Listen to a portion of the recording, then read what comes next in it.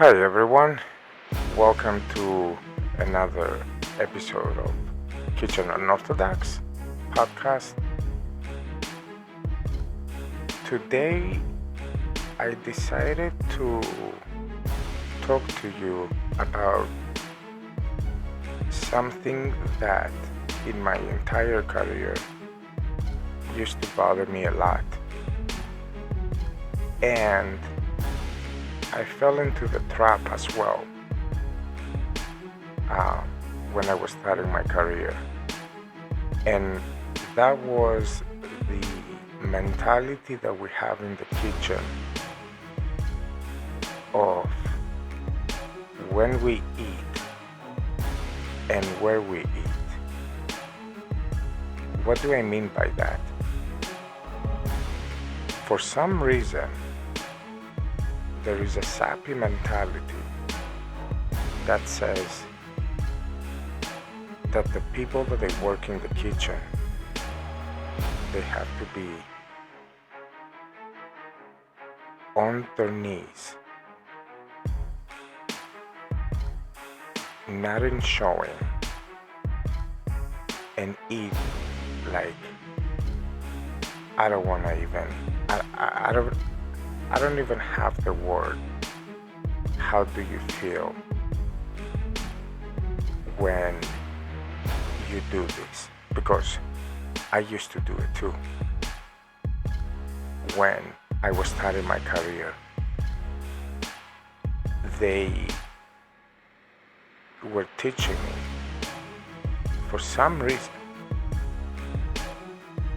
that we in the kitchen would just have to eat very quick, right next to a trash can, or stepping down so people cannot see you.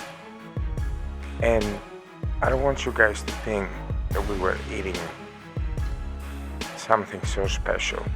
Probably we're eating like leftovers or, whatever was available and cheap as well. So I want you really to think, next time that you walk into a restaurant to have a dinner or lunch or whatever with your wife, with your husband, with your girlfriend, boyfriend, you name it, try to see the people that they work on the back.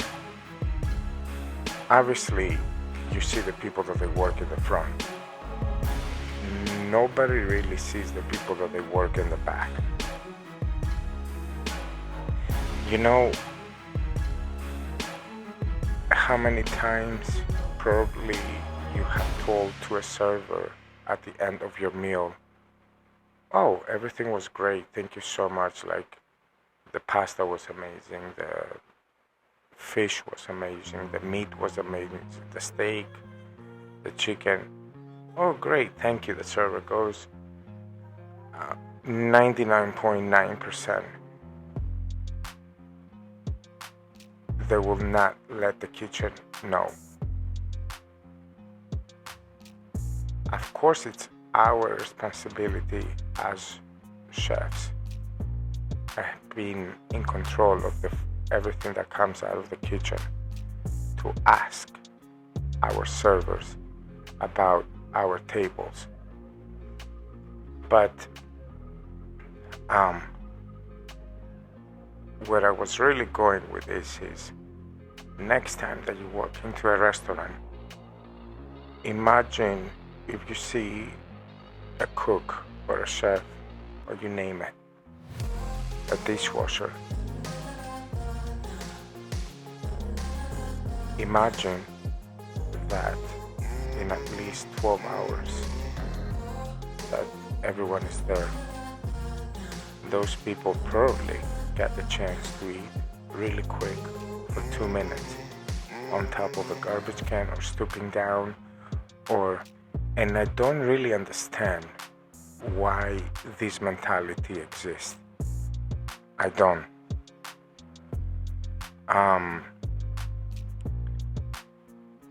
When I was growing in my career, I decided to change it. And I was really putting certain time of the day that everyone stops what they're doing and everyone sits down in the dining room where the servers and the cooks, but mostly the servers, they're gonna set up the table, we're gonna cook, and we're all gonna eat an amazing family meal. And you know, the most amazing thing that happens when you have family meal, which I think also that we don't even eat with our families anymore. And I'm talking about the cooks and the chefs. We don't. Basically, we never did. And if we did, we were exhausted. Or we were thinking, did I order this? Did I order that? How much fish do we have? Tuna, did I order? Okay, yeah. And then, you know, you're trying to participate in a conversation. Excuse me. So,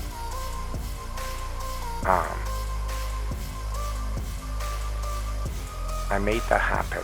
I made family meal happen. And I liked it. And you know something? At the end, everyone liked it. You get to know each other. You're gonna speak about your everyday, your concerns, your problems. You're gonna hear interesting things. You're gonna learn something. Even if the other person speaks minimum English, a little bit of Spanish, and a little bit of English, and a little bit of everything. But that's how we get along in this country. And on the other hand, the same people that they eat in 2-3 minutes, and they always in a rush to get everything done, to make sure that the flavor is there, to make sure that everything is clean, to make sure that probably they're dealing they're dealing with a crazy chef or a crazy restaurant owner or a general manager who is strict or a general manager who is very loose.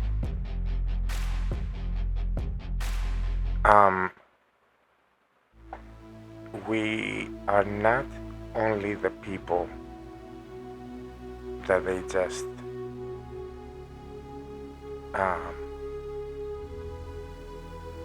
feed you. We are not the people that you think we are. We are human beings as well. And I don't think that people appreciate us as they should.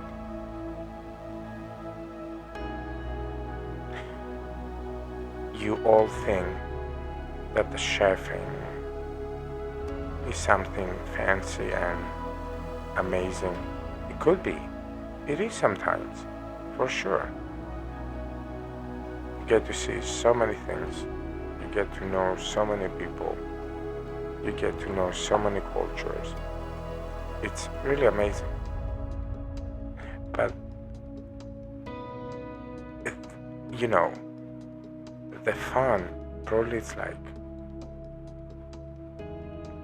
out of the entire day, probably for 5 minutes. Now you're gonna tell me it could be worse. For sure, I agree with you. But don't forget, I am responsible tonight during service not to send you to the hospital. I am responsible for you to return home in the same way that you walk into the restaurant. And that means that we, during the day, as we prepare, eyes, ears, all senses on deck to make sure that you're gonna eat safe tonight. Well, there are things also that are not in our power. Sometimes. And, you know,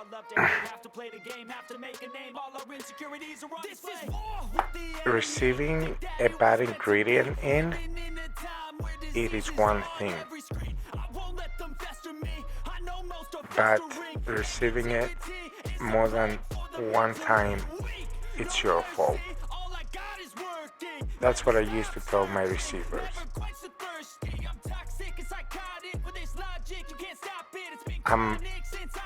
I was always trying to build strong departments around the kitchen.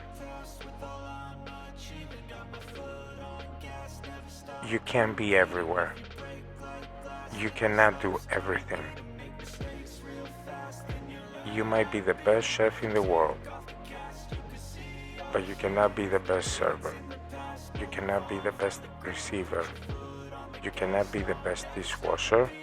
You cannot be the best accountant. And if you think that you can do all this by yourself, what I would advise, it would be that you should make a call with your doctor and go take a look at yourself. We can't do everything. This is why we need everybody at a restaurant. A restaurant has to be like your house. I mean it. We spend more hours at a restaurant than in our house with our families.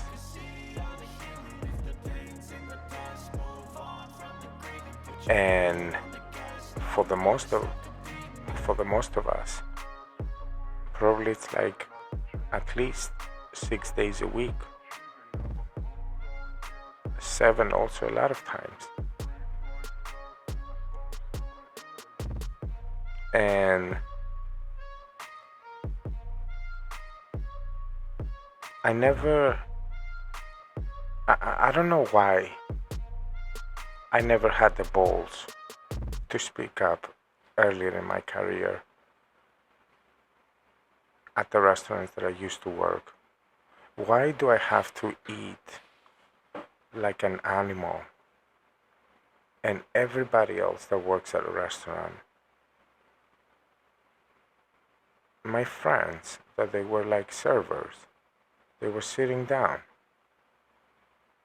And I was the animal. Why? And at the same time, if they were in a rush or they forgot to ring something in, they would beg me to do my best and go as fast as I could in order for them not to be in trouble, to receive also a good tip at the end of the night. And I still have to clean the kitchen at the end of the night. They're just gonna fucking give the money to the manager, make the counts, do a little bit of side work, go the fuck home. And I have to make sure that my kitchen is clean, all my cooks are safe, everything is organized, all the walk-in refrigerators are clean and organized, freezer, if any. My dishwashers, that they are covered for the night. Who's washing the heavy things that we use in the kitchen? Who's washing dishes and glasses from the dining room? Who's taking out the trash? Do they have enough towels? Oh, I can't go home yet. I have to do the ordering for the next day. Shit. Okay, let me just go to the walk-in. Vegetables. A list of 50, at least. Fruits. A list of 25, at least. Meat. A list of 15 items at least. Fish. Jesus Christ, help me. Huge. A lot. Okay. I have to do all this. I have to submit all the emails, send the orders out.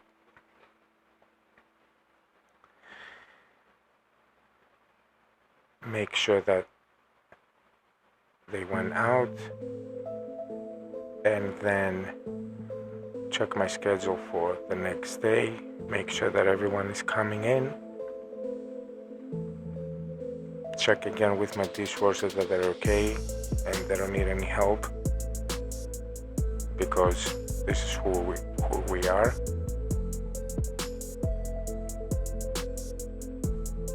And then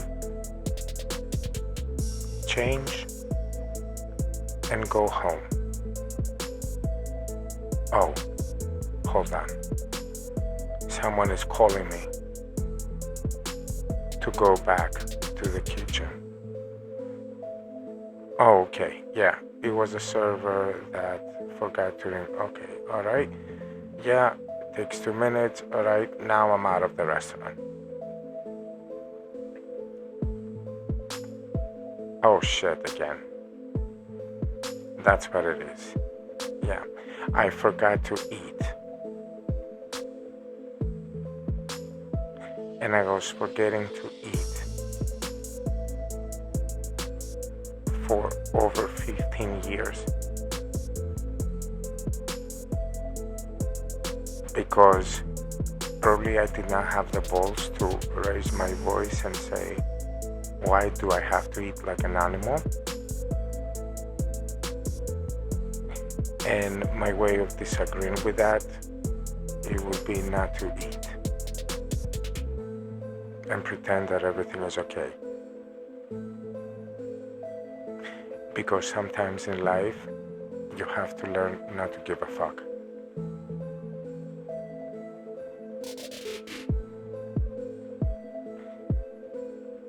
And back to your table for tonight that we were just describing earlier. And probably you are in an open kitchen and you see the chef calling the orders and people responding back, and you think that you say, look how nice, how organized it is. Everyone is working like an orchestra. I bet you've said that at the past.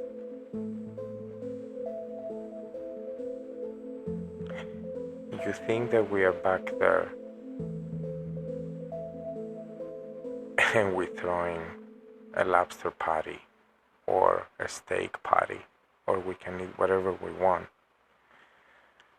You know that we report to someone as well, right? We don't own the place.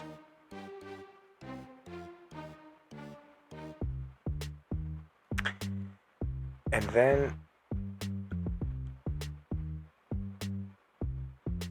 you see us, you say the work organized, and you think that everything is okay. It was never okay. And it will never be okay. Every day in a professional kitchen, every chef has to deal with at least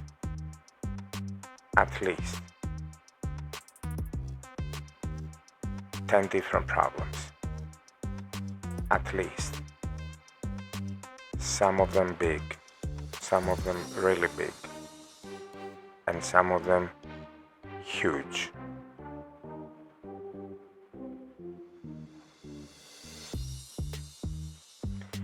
I have seen fingers being taken away on a slicer.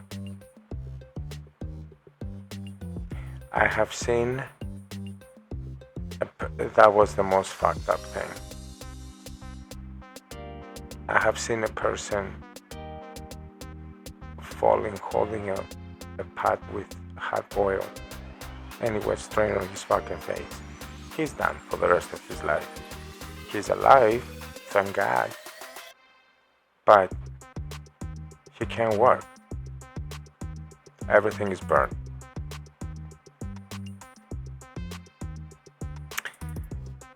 I think he was taking the oil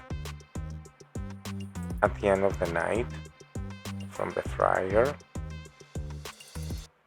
to take it to the special dumpster in a designated area at a restaurant, and he was in a rush. Why? Because it was 1:30 a.m. and he was there since 1 p.m. And he wanted to catch the last train in order not to pay $50 to go home. Isn't it fucked up, huh?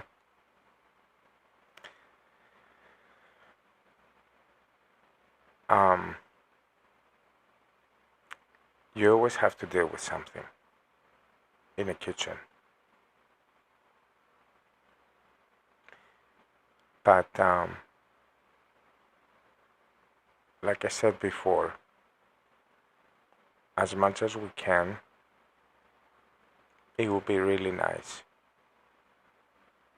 for the entire restaurant, if possible, including the fucking owner. Those are your people, Mr. or Miss Owner of the restaurant. Those people work for you. They do whatever you tell them to do. They're like your kids, your children that you have at home. You say, sit down, and they sit. You tell us, come to work, we come to work. You tell your children, we're gonna eat pasta tonight. And you tell us, why don't we add some pasta on the menu? Great.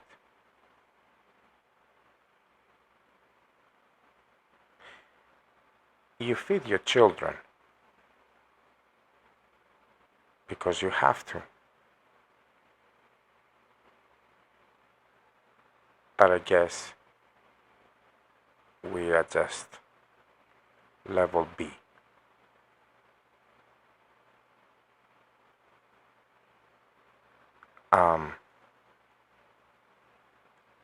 Chefs out there, whoever feels about what I just said, starting tomorrow or starting in 2 days, give a day to yourself to put it together. Feed your people. I think everyone being treated in a nice way with a hot meal, it's one of the things that still exists nowadays, and I want to hope that it will be existing for a very, very long time.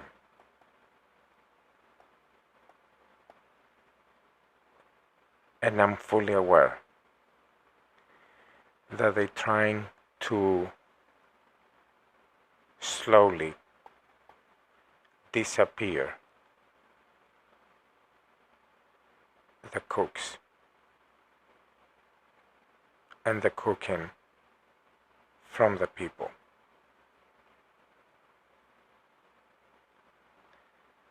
You see it in Asia, more and more robots coming up. Chef robot that cooks for you. They're starting selling online stirring things that you just put in the pot where you make a soup and it just makes circles inside by itself. It's fucking scary where it goes. I know that the majority of the people that they don't know the industry and they don't know us and they don't know food, probably they're really fucking excited. Oh my god, I have that thing that I put in the pot and it makes circles and it stirs my soup and yeah, fuck off. Where is the hand that it's gonna taste it with a spoon, check the salt, put its heart in there? We have now the robots in Asia that they make omelets, they make teriyaki, this and that. I've been calling it since 2010, where it was going with the technology in the kitchen.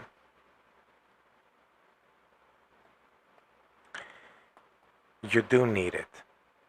You do. Everyone does nowadays. But, also where it has gone with the molecular cuisine and all that stuff that we can speak about it on a different episode. It's pretty fucked up. I never wanted to use, and I never did, to use so much technology in the kitchen. I had the necessary. I think sous vide, it's a nice thing to have.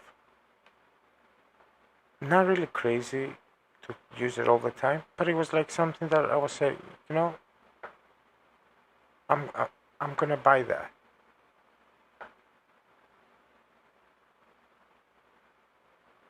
Um, I just have my, you know, like I said, we're gonna speak about it on another episode. But my main disagreement is like all these powders that they're going into the food, that they make those foams and these all these things that you guys that you're not working at a restaurant, you guys go, wow, what the fuck, it's fucking amazing, you know. But we're gonna break it down, and you're gonna see it's so fucking unhealthy for you. When chefs adding powder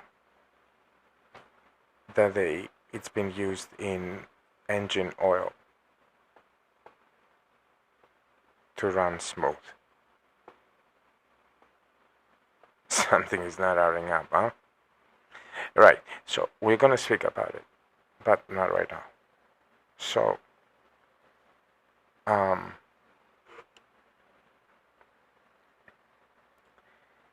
this is, I wanted to do this episode because it was bothering me a lot about how we're getting treated. And respectfully, I'm gonna ask any chef that listens to it right now to try to change that.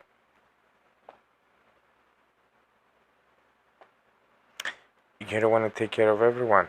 I get it. I get it. Take care of your kitchen. Take care of the people that you actually depend on. You depend on everyone. Yes. Start with the kitchen. And you never know. It might spread.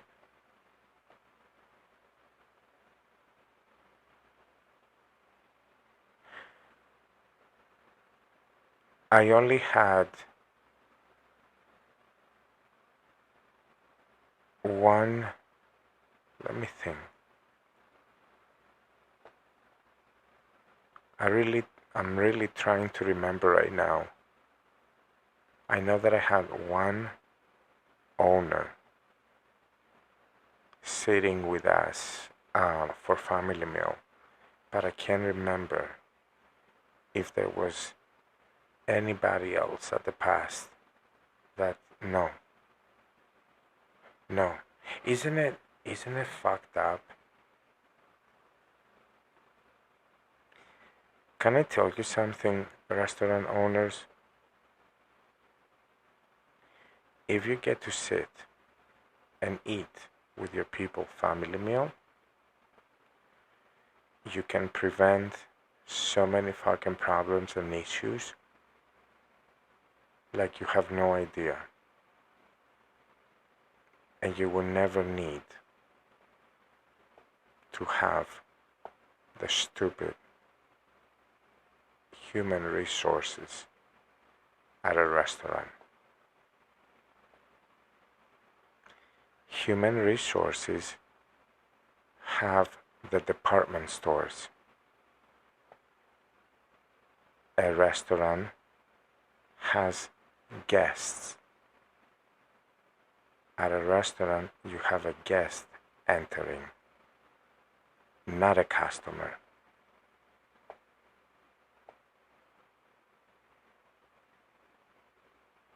The HR, and this is for you cooks and chefs and whoever works in the industry, the HR is never with the employee. Never. It is always with the side of the employer. The human resources, you think that they really give a fuck about your feelings when you go complain to them, oh, this person verbally harassed me, this person sexually harassed me. They don't give a fuck about any of that. Don't be a fool, and don't waste your time. I know one thing. You're not happy where you are? You find something else. Fuck everything else.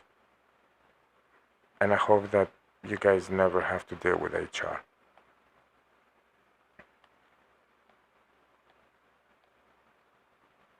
And they never with your on your side. Like, imagine yourself before you even go to them. Just imagine you're gonna go to them. They're gonna pretend that they're listening to you. They're gonna call the employer right after you leave, and they're gonna tell him, listen, they came and told us this based on everything down. If they proceed, let's say in the future with a lawsuit, you should be careful, and probably, you should try to make them exit the company themselves. And this is how the game is being played. And it will be played for a lot and a lot years more to come.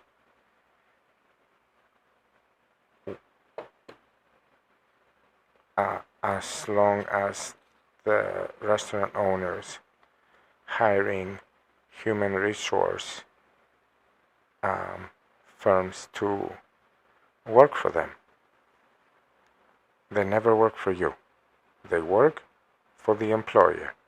They work for the people that pays them. Okay? Because a lot of people, they have like this thing in their mind that, oh, I'm gonna go to HR and HR is gonna resolve everything for me. You guys think that it's like some kind of a court or something, or you're gonna see a judge and they're gonna call the employer and be like, listen, Mr. Employer, don't you ever do this, and plus, pay that person. No. They're gonna try to fuck you over with the employer so you can quit.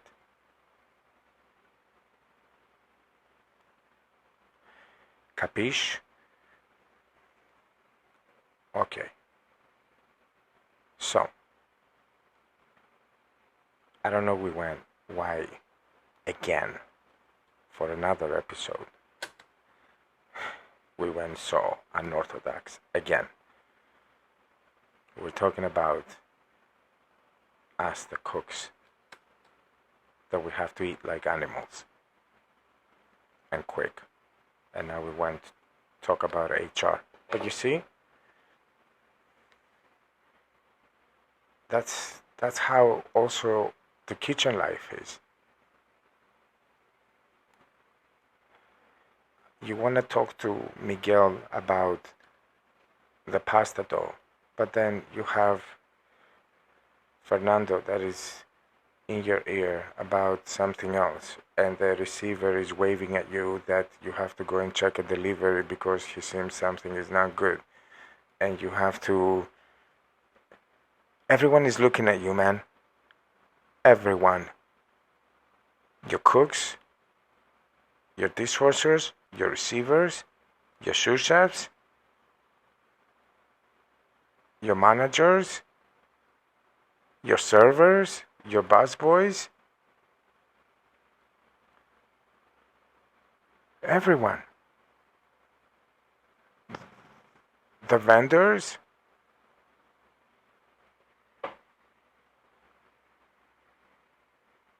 Okay. And let's say, at the places that I used to be,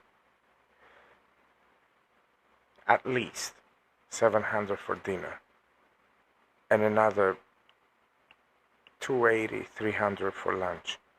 1,000 people a day I have to feed. 1,000 fucking people.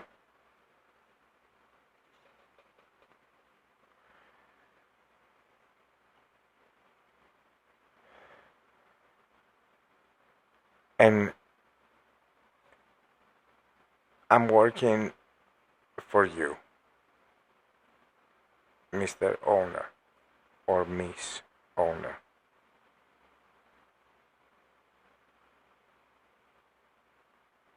And you don't allow me to eat like a human being.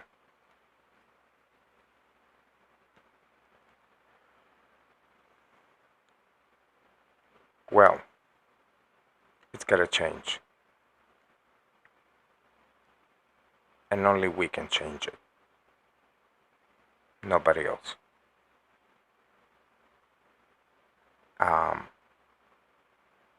Besides that, we talked about the food. Think about it also that on top of that, we have the same or more stress level than all of you. We are facing the same society that you're all facing, same financial issues, same family issues, same everything.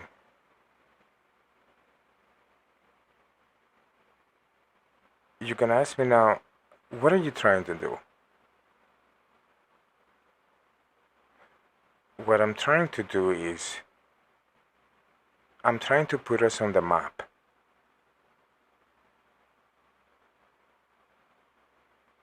You only see the glamorous shit.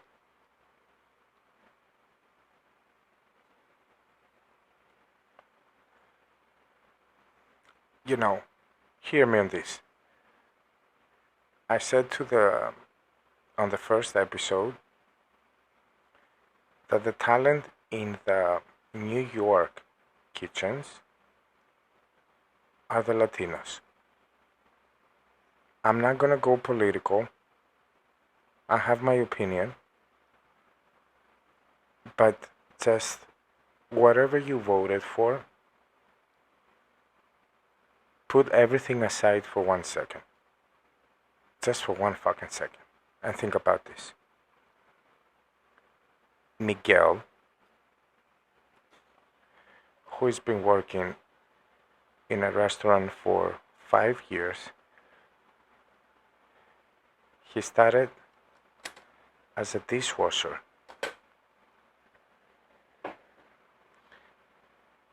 Let's pause here. Miguel was illegal. How did he get paid every week?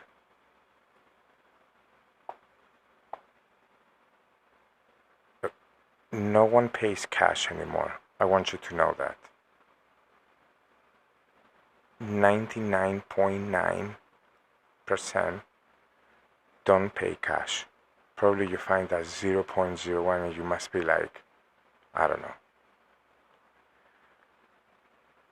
So, Miguel is coming to the restaurant looking for employment with a fake ID, fake social security. Everything is fake. And you can actually see it. It's pretty obvious that it's fake. Let me say something before you guys do crazy thoughts with your minds. I fucking love those people. And those people, throughout my career, made me what I am. These are the people that I share my everyday more than I share with my kids. And I feel for them. But hear me where the loophole is in the system. Now, Miguel came to me with fake ID, like we said, fake social security number.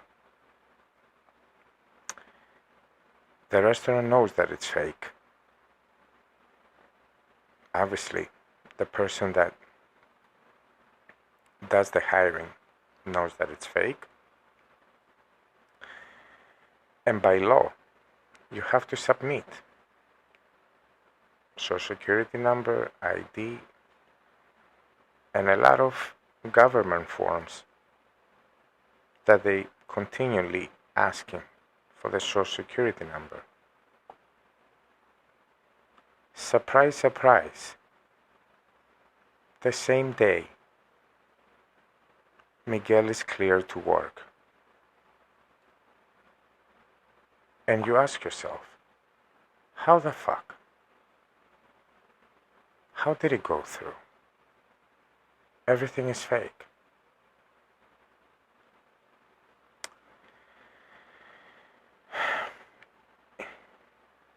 It's good to say,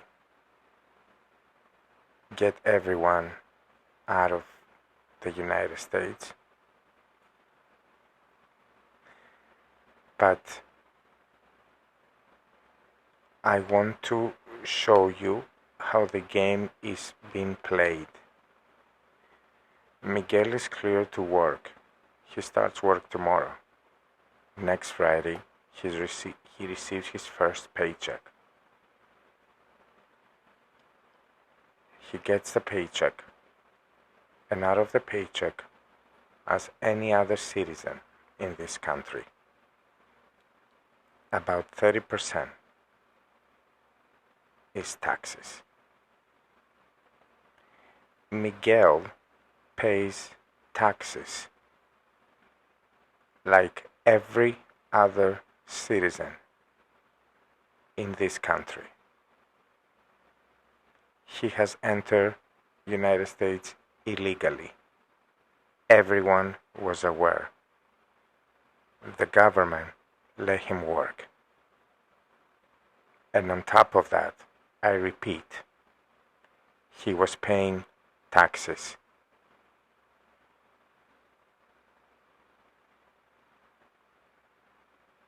And what are we being left with? Because you have to be fully aware that with the new administration, a lot of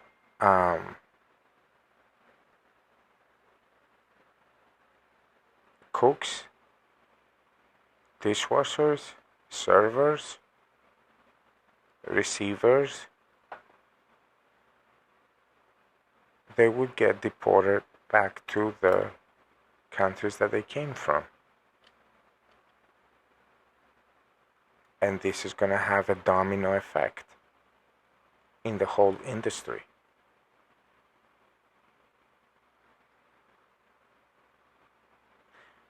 And restaurants will have problems because if they complain now that they can't find employees, I can only imagine in a year from now.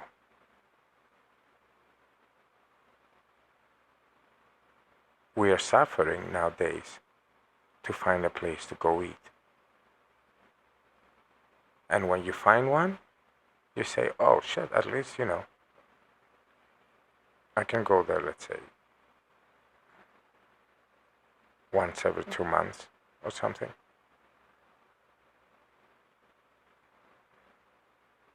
And now, all these people, they're gonna go back. And good luck if they're gonna try to enter again, or if they're gonna be able to do so.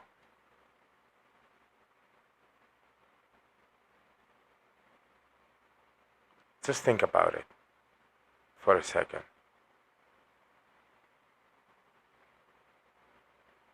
I'm not trying to be an activist over people that they enter United States illegally, like a lot of other people as well, and a lot of our family people as well. Let's not forget this, okay? But that's one thing. The most important thing was that they were paying fucking taxes. Those people were not getting paid in cash. When you hear the word illegal, you guys think that those people are getting paid cash. Not a lot of businesses nowadays paying cash. I'm out there. I talk to people. I see what's happening. There's not much cash out there. Everything is documented. Bottom line, legally slash illegally, approved by the government, Miguel was getting paid the last 5 years. They knew where he lives. They knew everything about him. So, just always think it both ways. Don't see it. Don't get me wrong. There's a lot of people out there, even in our society, without the illegal immigrants, that are very dangerous for our society. But we can't think like that about everyone, that everyone is so bad. There is for sure. There's a huge amount of bad people. But again, not everyone is a bad person. And you know something? It should be some kind of fucking I understand the fact that they enter illegally. I'm talking about the people that I work with, okay? I'm not talking about anybody else. I'm talking only about my people, the kitchen people. I understand they enter illegally. But since we're in the United States and we love business so much, and we love making money so much, why don't we at least see it as business and say, oh, you know something? This fucking guy paid me though for the last 5 years. It's not like he was hiding anything. He could not hide it. And I was letting him work besides the fact that he was illegal. I was aware of it. So maybe our government is a little, fucked up a little bit, huh? On that. What do you guys think?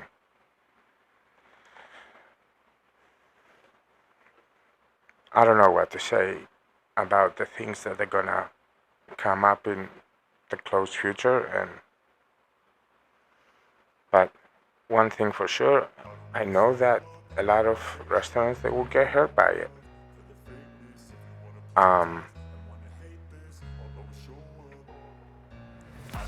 So I guess it was a good reminder for the chefs out there and the cooks. Today we are together, tomorrow probably we're not. So let's cook for each other. Fuck it. We have the talent. And this is a talent from God.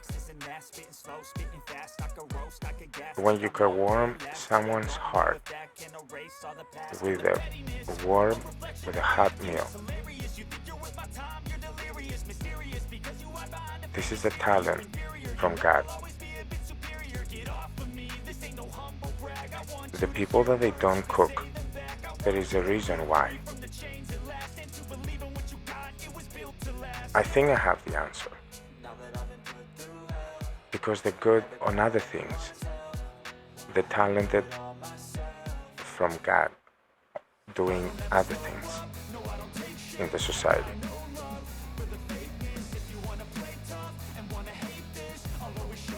We're good on cooking. Cook for each other. Get to know each other. And probably learn something from each other. And then in 20 minutes, with that person, you're gonna be back online, working service.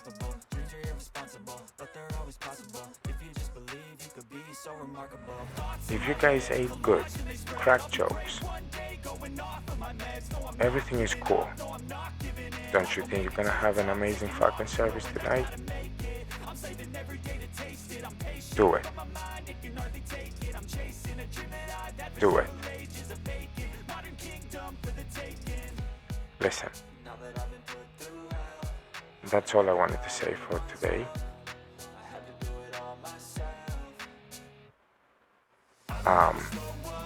Again, a very big thank you for taking 1 hour from your time to listen to Kitchen Unorthodox podcast. Till next time, I hope you guys are safe, and thank you very much again.